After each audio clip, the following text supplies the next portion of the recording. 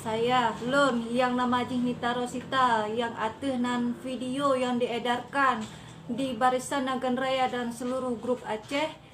Tolong bek ne bagi bek le ne viralkan videonya sebabnya video kat kereta bek le kaje. Gule yang kabati bek le ne jak petuum bek le ne pecawa bek le ne bangkit-bangkitkan le masa lalunya.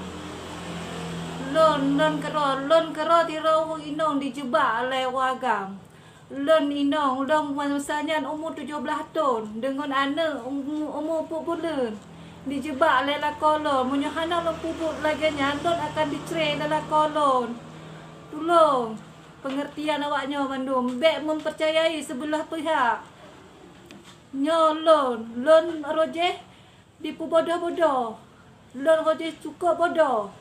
Lon menton mengkawin umur kelas 2 SMA. Tapi tolong untuk masyarakat. Tolong bek ne percaya dengan sebelah pihak. Lon menton nak harga diri, lon menton udip. Jadi munyo awak roneh, munyo kemeng hujat bak media sosial, munyo kemeng secara langsung jak bak lon tanya berjelas pu yang terjadi sebenarnya malamnya. Akan lon perjelas Bandung.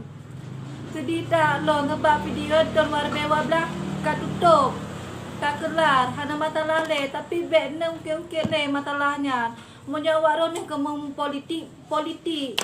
politik je tapi bek ne adu-adu dengan videonya nya menyangkut dengan harga diri lon, menyangkut dengan masa depan anak lon.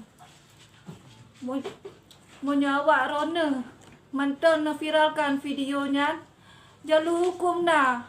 Lon bisa cik berbicara karena nyan hak lon, harga diri lon.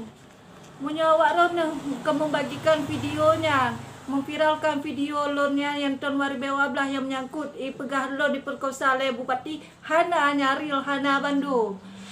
Nyan real pikiran mantan suami lon.